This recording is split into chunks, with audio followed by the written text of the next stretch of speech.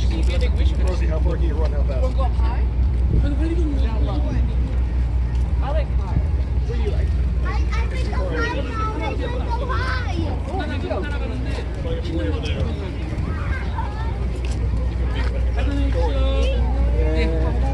자, 드십시오. 아이고, 좋은 거 많이 찍어주세요, 감독님. 예.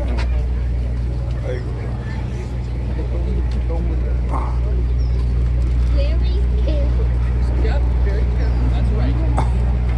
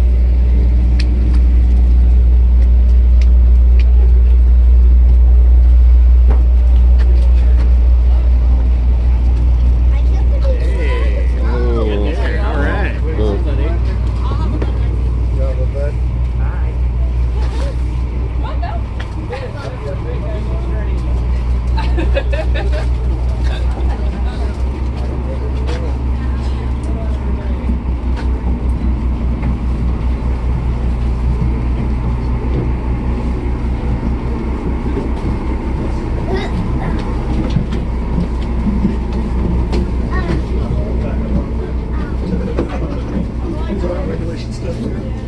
Alright, we're gonna keep going, right?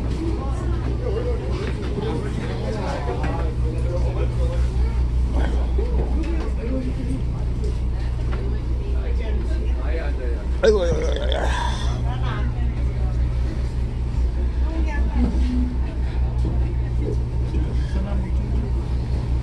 나 지금 이거 몇 번째?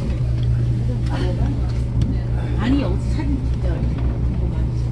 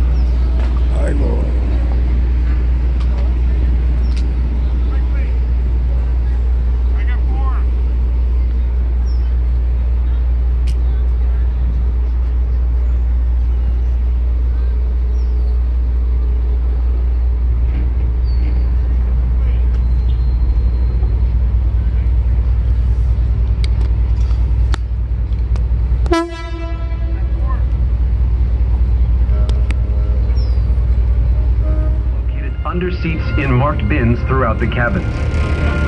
Children must be supervised by an adult at all times on this voyage.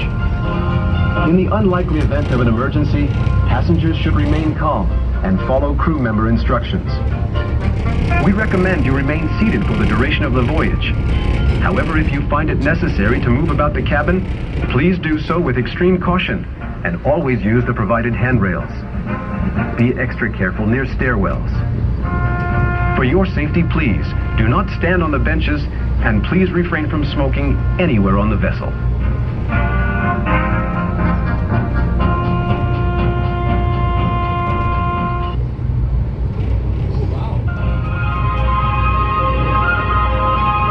Welcome aboard.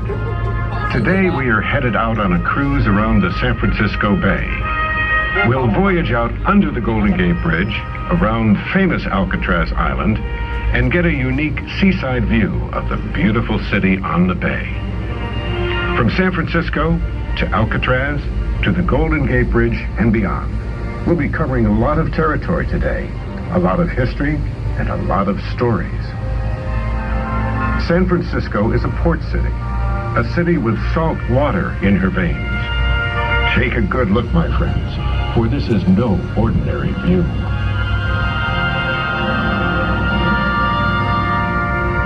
Now, the first thing I want you to do is take a deep breath of that fresh breeze. But hold on tight. The water can get choppy, even on the calmest days. So be careful if you're walking around the deck. As we pull out of the dock, look out the windows and down into the water to see some frisky sea lions. If you miss them now, we'll see some later as we return. If they're hiding today, you can always hear them.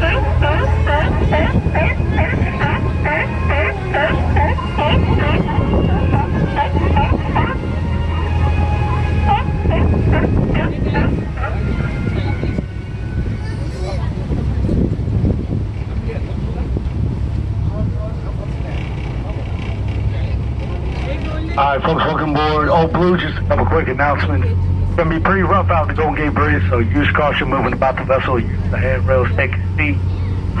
Never know, full service snack bar on the main deck, beer, wine, cocktails, lots of specials. Just candy, soda, juices, water, coffee. So head on down the main deck snack bar. We are now leaving Fisherman's Wharf behind.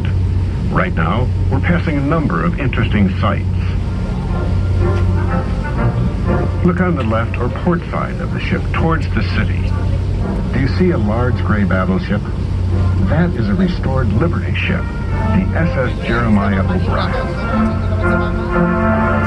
Next to it, tied to the pier, is a diesel submarine, the USS Pampanito. Both vessels were active in World War II.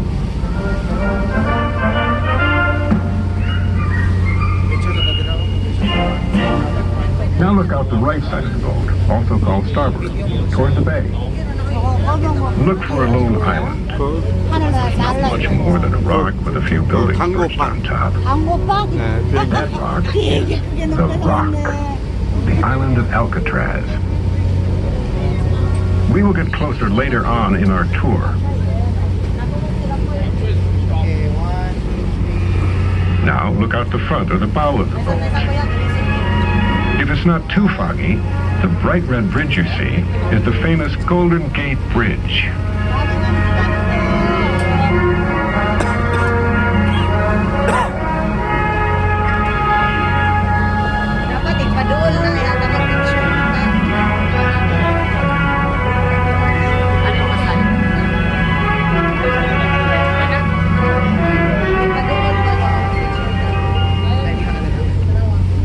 Look left, to the port side of the ship, toward the shore.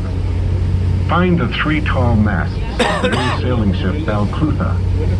The Balclutha is a steel-hulled, square-rigged cargo ship that first sailed from Wales in 1887. She carried a crew of 26 men with a load of coal and other goods bound for San Francisco. Since then, her journey has taken her as far as Australia, Cape Horn, and Europe many times over. Today, she is designated as a National Historic Monument. To the left of the Balclutha is a big white ferry boat with a black smokestack. That's the Eureka, a paddle-wheel steam ferry boat that dates back to the 1890s. Before the Great Bay Bridges were built, the Eureka transported train cars, Model T Fords, commuting passengers, and even cattle into the city. Both ships are part of the San Francisco Maritime National Historical Park, also known as Hyde Street Pier. Hyde Street Pier is located at the end of the Hyde Street cable car line. You can visit the park year-round. From here, you can also see the large sign of the Ghirardelli Chocolate Factory. It's atop the red brick of the building rising above the ships, to the left. San Francisco is famous for great food, and Ghirardelli chocolate is part of that legend.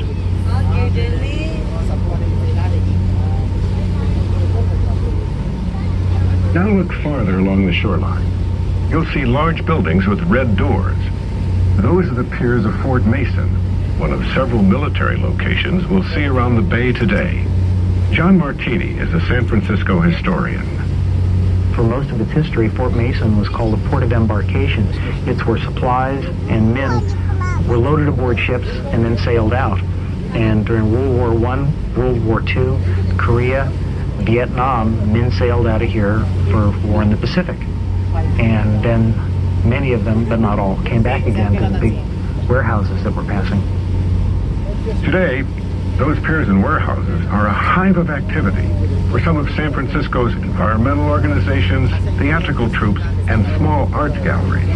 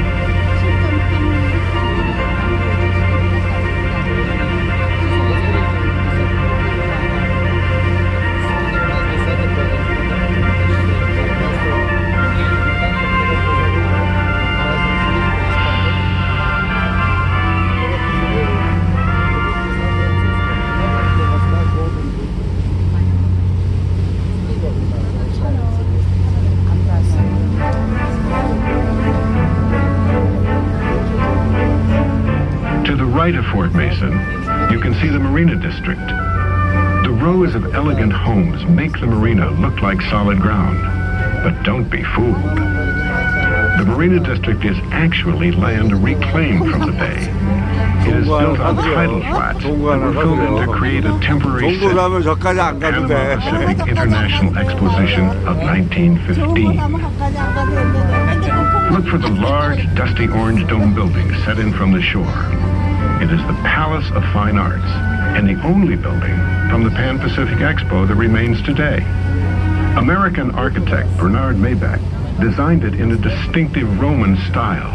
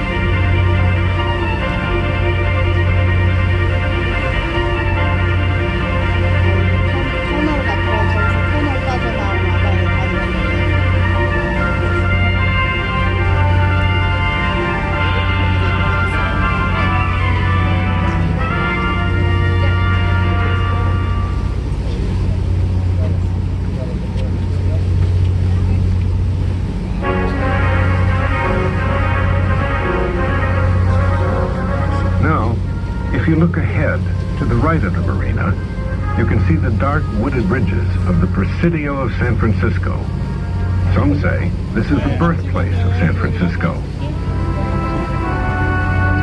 Let's go back in time to 1776.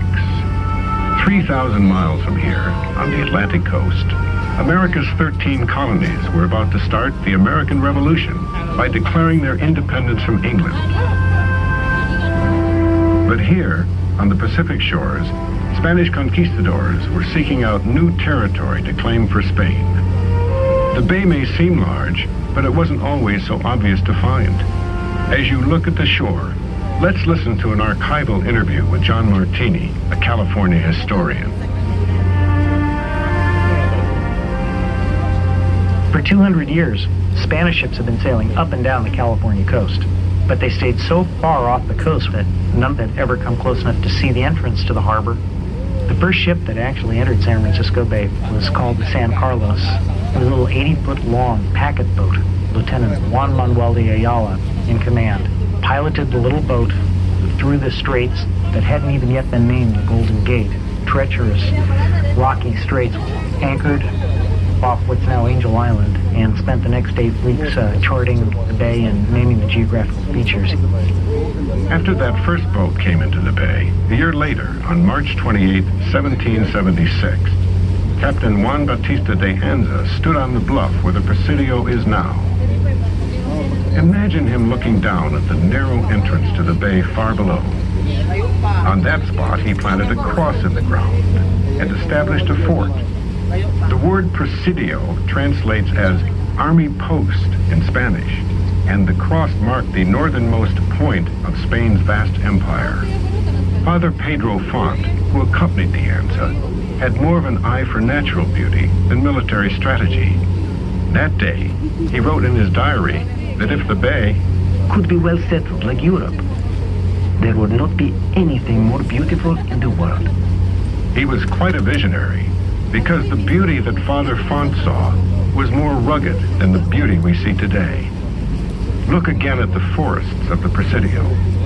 200 years ago, those ridges were barren rock and sand dunes. The first trees were planted there in the 1880s, a century after de Anza planted his cross. Today, the Presidio is now under the protection of the National Park Service, and many of the historic military homes have been restored into housing for local residents. It is a popular destination for hikes. If you like movies, it is the location of Industrial Light and Magic, the special effects company that made unforgettable films like Star Wars, the Indiana Jones series, and Pirates of the Caribbean.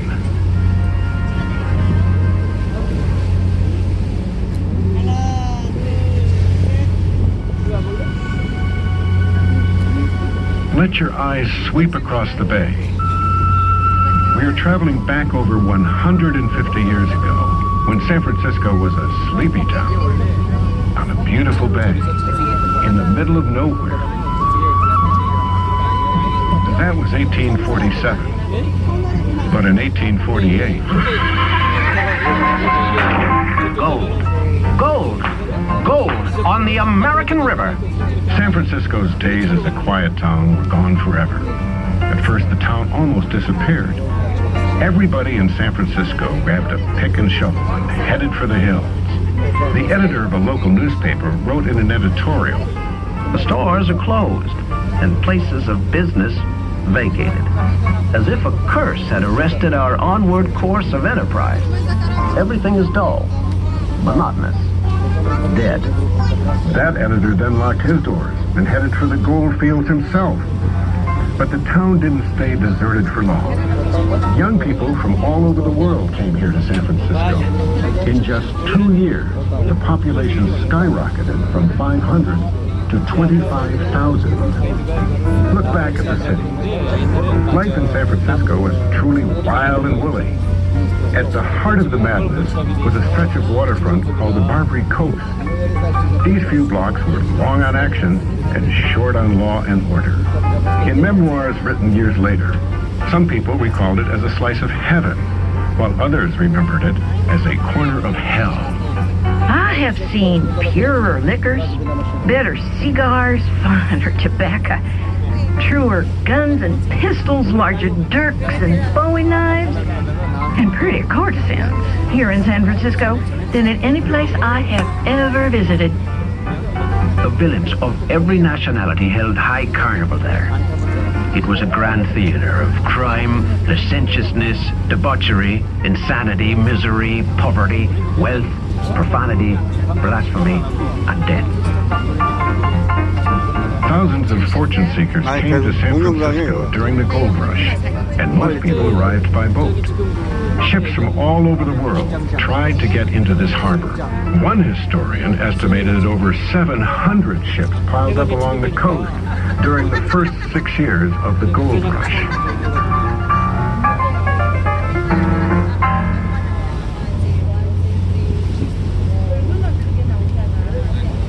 Now look ahead at the south or left end of the Golden Gate Bridge. Situated underneath that arch, you'll see a building. It may look small beside the bridge, but in its day, it was an impressive symbol of strength. That's Old Fort Point.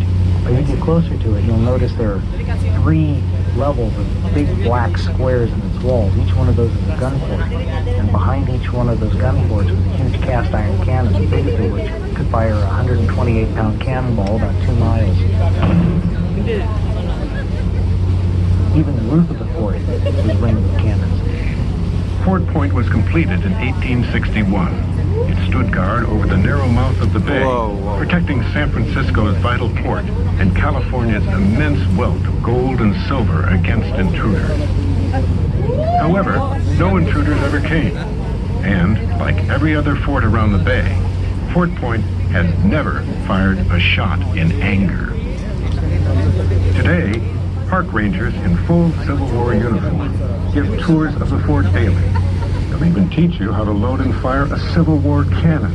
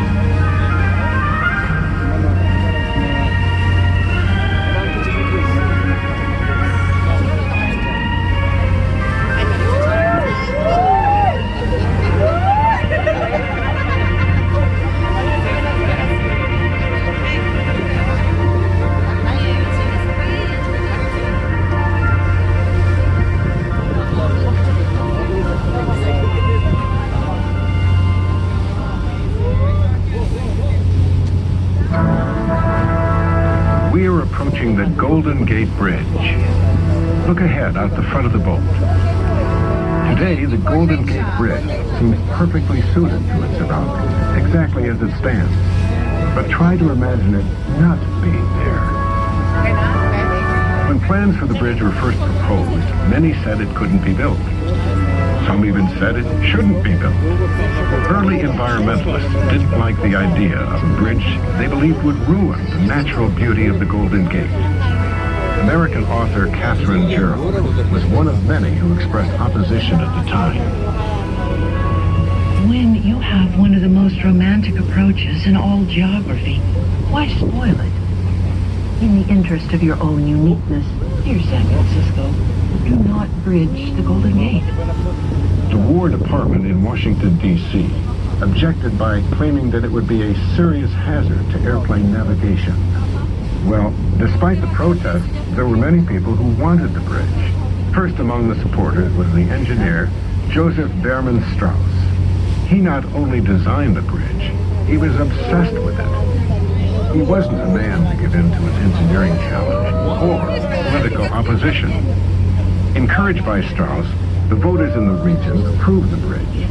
Construction began in 1933. The design that was finally developed actually turned out to be one of the most graceful and delicate objects of Art Deco art that was ever created, and the scale is just immense. The tower is over 700 feet in height, the main span 4,200 feet long. No one had ever built a bridge like this before. Some people say you can never build it again. Look at the tower at the San Francisco end of the bridge. Then look down at the concrete foundation the tower is standing on. This was the first great challenge, building a concrete pier in water more than 100 feet deep. Enormous temporary walls were built, enclosing an area in the bay the size of a football field. The water was pumped out, and then the concrete was poured. Next came the two towers. When they were completed, thousands of steel strands were bundled together to form the enormous main cables that connect them. Finally, the road itself was built, starting at both ends and working toward the middle to keep the bridge in balance. It's easy to describe. It was far from easy to accomplish. Imagine working there day after day, in the cold, in the fog, and the rain. On major construction projects in those days, Experience had shown that one workman usually died for every $1 million spent. 이렇게 치워 The 죽는다. budget for the bridge was $35 million, but Joseph Strauss was determined that 35 lives would not be lost on his bridge. A safety net was fabricated and suspended below the workmen, and although 11 men did die during construction, 19 men fell into the safety net and were saved. Those 19 lucky men formed a very special club. It's called the Halfway to Hell Club.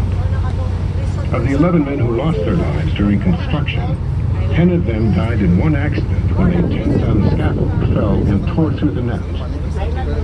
The Golden Gate Bridge was completed in less than 5 years in May 1937. Joseph Strauss let the world know exactly how he felt. The Golden Gate Bridge, the bridge which could not and should not be built, which the War Department would not permit, which the rocky foundation of the pier base would not support, which would have no traffic to justify it, which would ruin the beauty of the Golden Gate, stands before you in all its majestic splendor, in complete refutation of every attack made upon it. Look up at the Twin Towers. They rise nearly 750 feet above the water. Let your eyes follow the bridge from shore to shore. The roadway extends for 1.25 miles without touching down on solid ground. Look at the 2 main cables. There's enough wire there to wrap around the planet 3 times. Each strand in the cables is secured steel reinforcements in a 50,000-ton foundation buried deep underground. Impressive numbers, but numbers alone can't tell the story of the Golden Gate Bridge. There's more to it than steel and concrete. For many, it has become a symbol of America's hope, as inspiring and recognizable as the Statue of Liberty.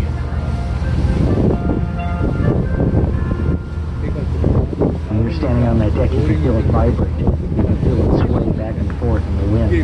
The entire bridge hums like a harpsichord, like it makes you feel very small, and standing looking up at those huge towers and listening to the whole thing moaning in the wind, it's awe-inspiring. That name, by the way, came long before the bridge. John C. Fremont, soldier, explorer, and adventurer, named the entrance to San Francisco Bay the Golden Gate back in 1846. That was even before gold was discovered in California.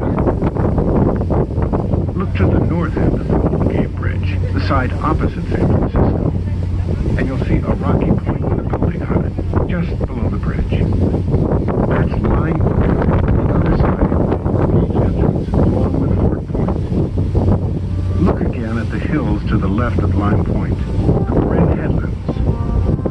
Spend an afternoon on the hiking trails there, and you might see deer or even bobcats. Climb to the top of Long Hill any time of the year.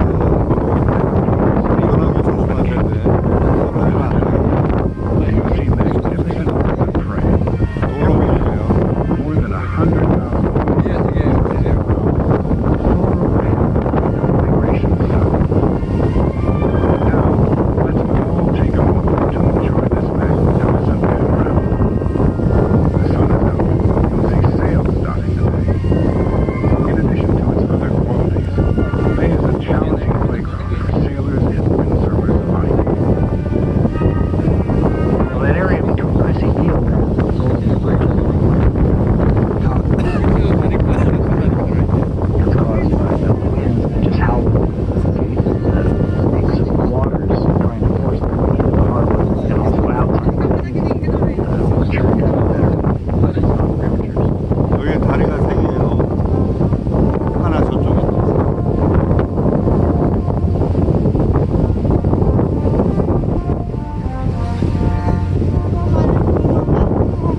저쪽 왼쪽에.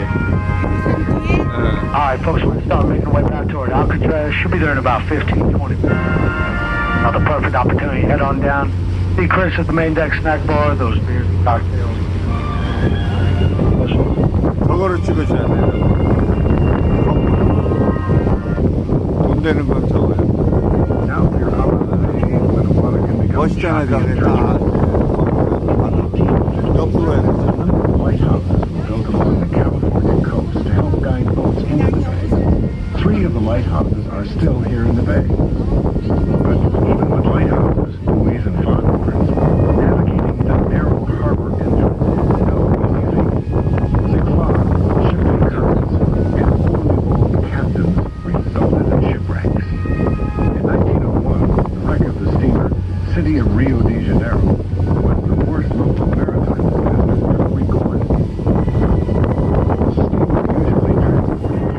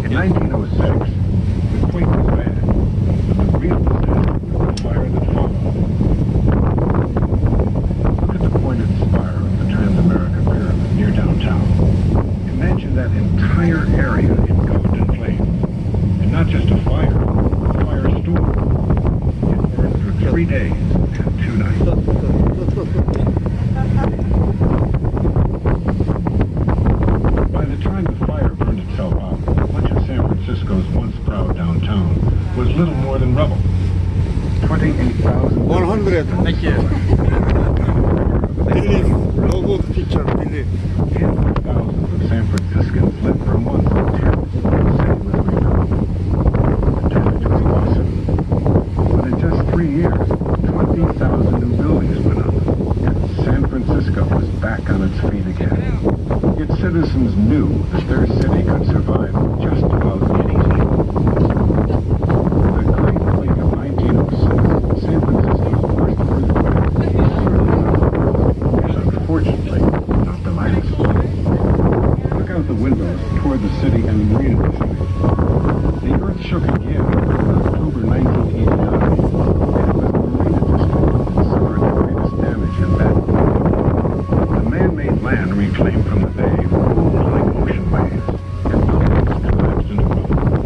Stuart Brand was driving his car there when the earthquake struck.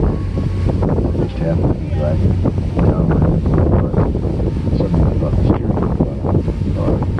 So it swayed like a plane. Lee Campbell was also there during the quake of 1989, which struck right about dinner time. I was just about ready to cook my rice, and all of a sudden, the walls and the chandelier began to tremble, and my husband yelled at me, "There's an earthquake."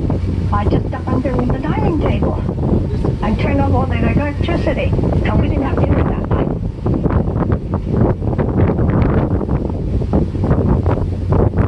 After the gold rush, San Francisco grew into a cosmopolitan city with impressive mansions, grand theaters, and elegant hotels.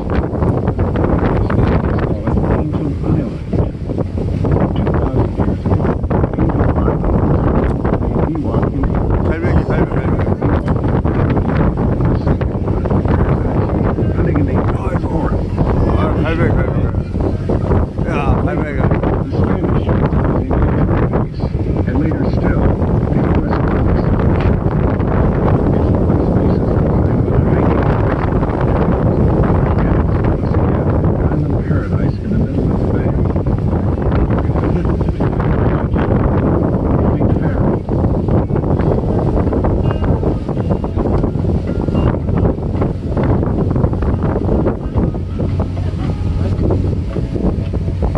But there's another chapter in Angel Island's history that began in the late 80s when the United States government built an immigration center on the island.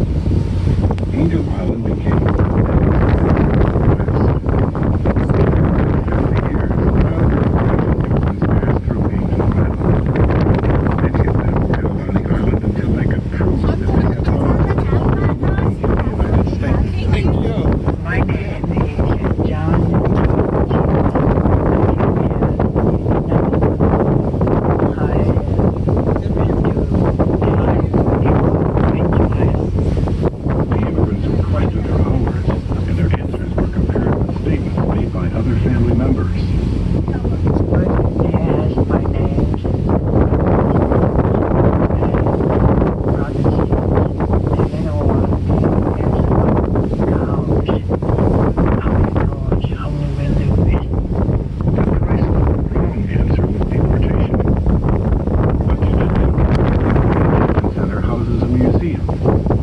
reunion to San Francisco's Asian immigrants, men and women who fought their way past legal barriers and racial barriers to enjoy America's promise of a brighter future.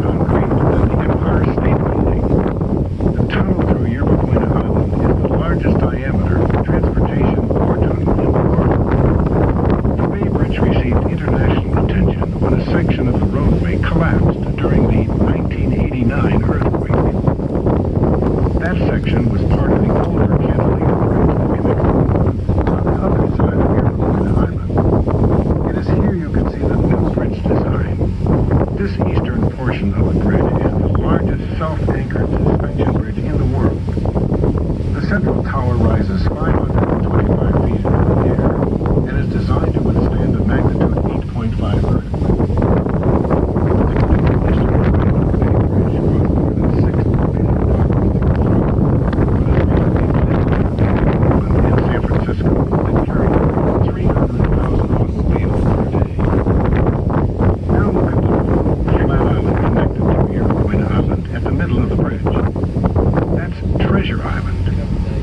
Artificial island that was built as a site for the 1939 Golden Gate International Exposition World's Fair. Back in 1850, long before the Bay Bridge was built, it was said that there were so many ships anchored in the bay from San Francisco to the East Bay without getting cleaned. Many of those ships were abandoned, eventually being converted to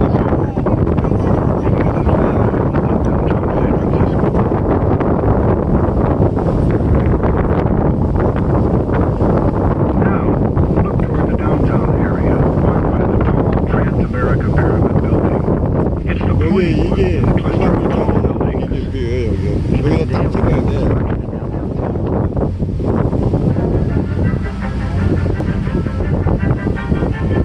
Look along the waterfront of the city on the historic ferry building. Do you see the 245-foot tall clock tower? That tower was modeled after a 20th-century bell tower on the Seville Cathedral in Spain. Committing to San Francisco in a ferry boat was the main mode of transportation up until the 1930s before the Bay Bridge occurred. Nearly 50,000 people a day use the ferry system. After the city's two main bridges were built,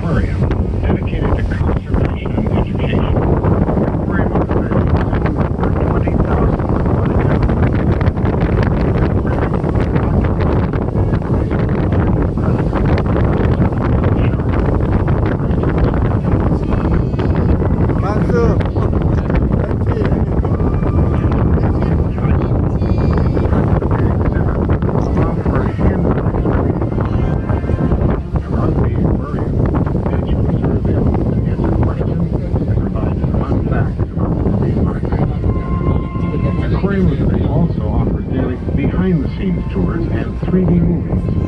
Make sure to bring your 비키라고 그래, ticket for a discount on aquarium admission. Thank you. If you're here between May and October, you can take a thrilling rocket boat ride for only $10. That's a $14 discount by taking your Bay Cruise ticket stub to the Blue and Gold Fleet box office. Rocket boat. Don't miss it. It's a blast on the bay. 싸울 거 아니야 이거. Gentlemen, we are now heading into port. Remember, the Blue and Gold Fleet offers ferry service to many destinations on San Francisco Bay, including Angel Island, Tiburon, Sausalito, Alameda, Oakland, and Vallejo. Thank you for sailing with us today, and enjoy your stay in San Francisco.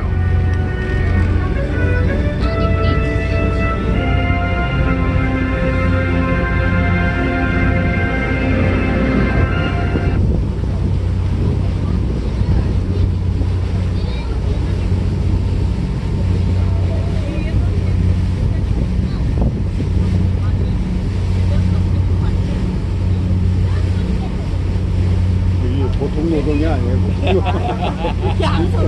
보통 노동이 아니야 이거. 그놈의 뭔지. 나는 그것도 참 좋아 보이네. 아니 안 좋아 보여. 본인은 노동이야. 그러니까 장비가 좋을수록 이게 힘이 안 드는 거예요. 나는 아까처럼 찍으면 떨어질까 겁나가지고 카메라. 떨어졌다면 신나지고. 아깝더라고요. 전화에 한 4번 왔어요, 4번. 근데 일단 장비가 없었어. 아, 그래서 4번 얼마나 하냐. 여기다가 신발 벗고 이거를 써야죠. 그래야지 내가 처리해드리지. 흔적을 없애드리지.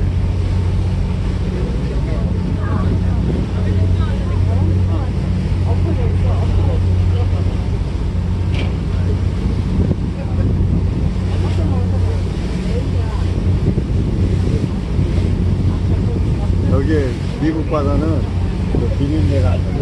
비린내가? 응. 한국 바다는 비린내 많이 나요. 아니, 고래가 아니고 물개.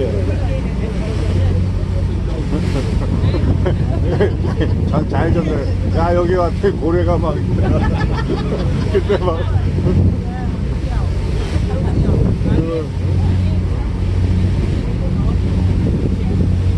저기도 뷰가 좋아요. 아파트 쫙 찍어봐요. 아파트. 이쪽으로.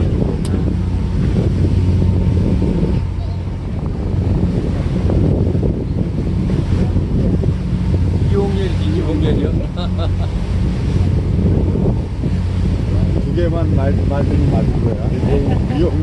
이용만 맞은 거야. 여기에 물개 찍어요. 일로 오셔서. 물개.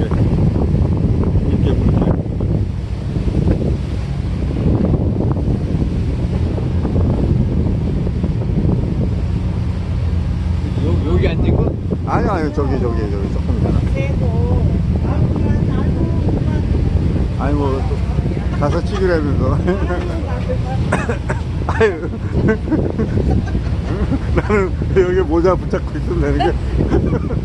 여기. 왼쪽. 여기. 왼쪽을.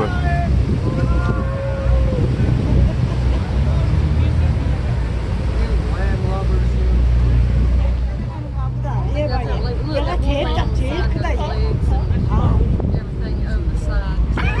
아유, 냄새야. 결론은 징그러워요. 저런 보트 뭐 폼나겠죠?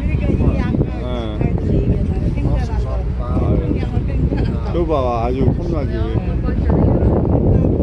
잠도 자고 여기 밥도 해 먹고 막 그렇게.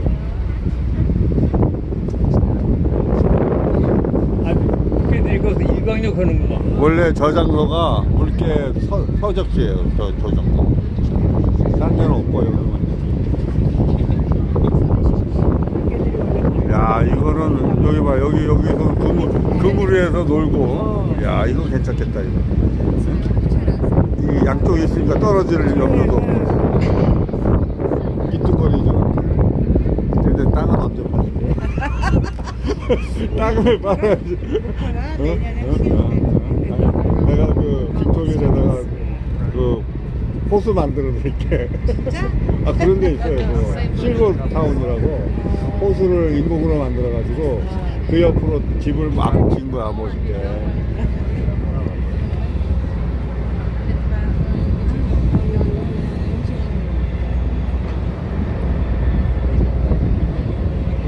미국에는 고층 아파트 자체가 없어요. 땅값이 싸가지고.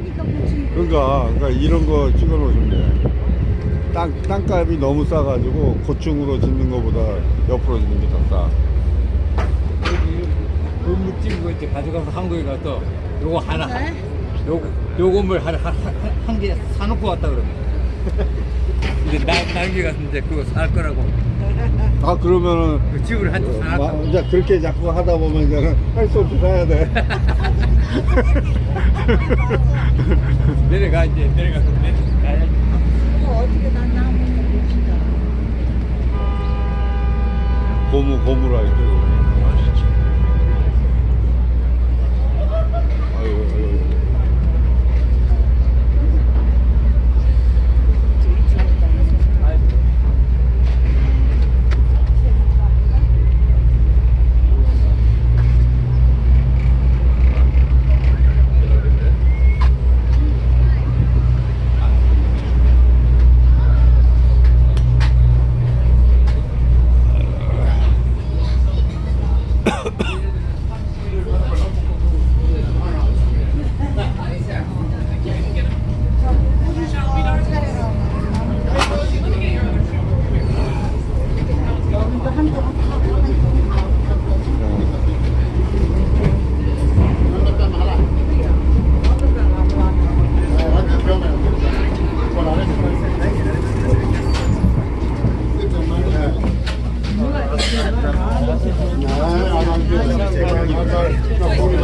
Alright, folks, there's 2 sets still down the main deck, one in the middle, one in the rear. So if you get up and stop by throwing away the trash, we appreciate it. Like photos at the top of the ramp to the right. Right.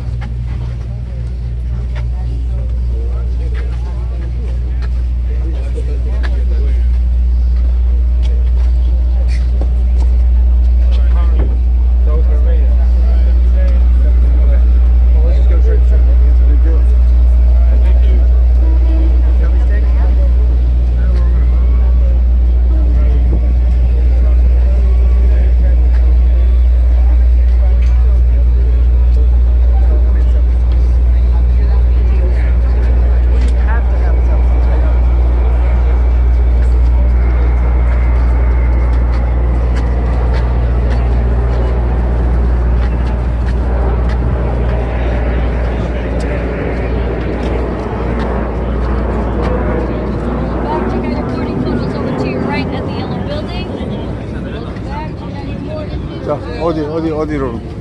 이쪽으로 가요.